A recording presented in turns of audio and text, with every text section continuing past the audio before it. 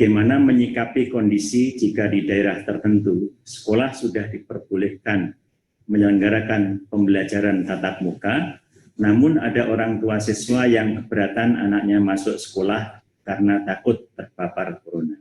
Apa kebijakan Kemendikbud dalam hal ini? Silakan, Mas Menteri. Ini pertanyaan yang sangat baik. Jadinya keputusan akhir bahwa peserta didik itu masuk sekolah apa tidak, itu adalah di tangannya orang tua. Jadi walaupun sekolah itu membuka untuk pembelajaran tatap muka, sekolah itu tidak bisa memaksa orang tua untuk yang tidak nyaman untuk anaknya pergi ke sekolah. Jadinya keputusan terakhir itu masih di orang tua. Ya, untuk sekolahnya membuka, keputusannya ada di kepala sekolah, di Pemda, dan kepala sekolahnya pun harus melakukan musyawarah dengan komite sekolah. Tapi setelah itu boleh sekolahnya melakukan tatap muka.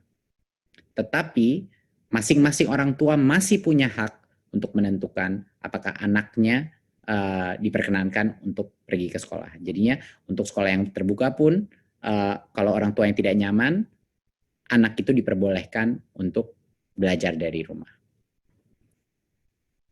Di daerah zona hijau, apakah ada bantuan ke sekolah-sekolah untuk biaya menyiapkan sarana dan prasarana untuk melaksanakan protokol kesehatan, terutama di daerah yang kondisi perekonomian masyarakatnya menengah ke bawah? Ya.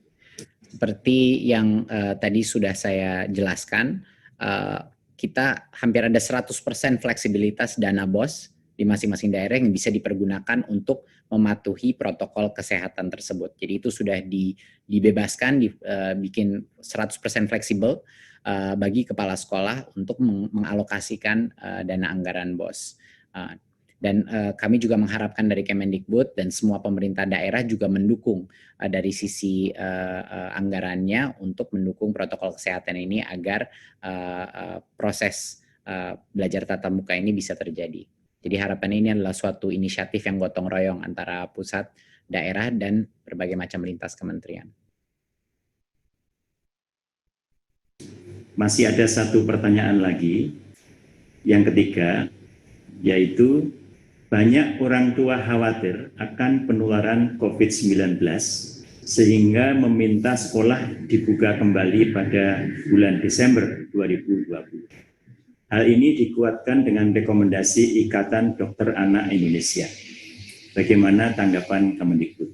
Silakan. Ya, terima kasih. Ini pertanyaan sangat baik. Ya, karena berbagai macam input yang telah kita dapatkan, itulah hasil kebijakan hari ini adalah makanya semakin jenjangnya semakin rendah, semakin jauh waktu pembukaannya. Makanya PAUD itu tercepat adalah mungkin 5 bulan dari sekarang. Itu pun untuk hanya yang zona hijau gitu. Jadinya ini benar-benar kami melalui proses karena kita menyadari bahwa protokol social distancing semakin jenjangnya semakin mudah akan semakin sulit untuk mengontrolnya.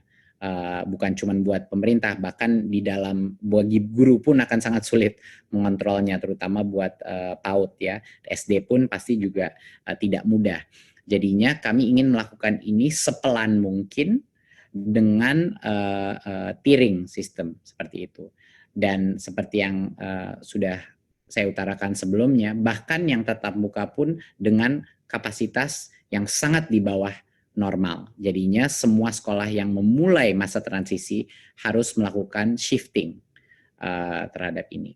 Jadi harapannya dengan ini paling tidak untuk daerah-daerah di mana zonanya hijau mulai ada pembelajaran new normal yang terjadi, tapi pada saat situasi berubah menjadi lebih negatif itu kembali lagi kepada belajar dari rumah. Ya, tapi harapan saya dan harapan semuanya di Kemendikbud adalah semakin banyak daerah atau kabupaten yang menjadi hijau. Itu doa kami di Kemendikbud. Harapannya begitu. Tapi kami siap untuk semua senario. Terima kasih, Mas Menteri. Bapak Ibu.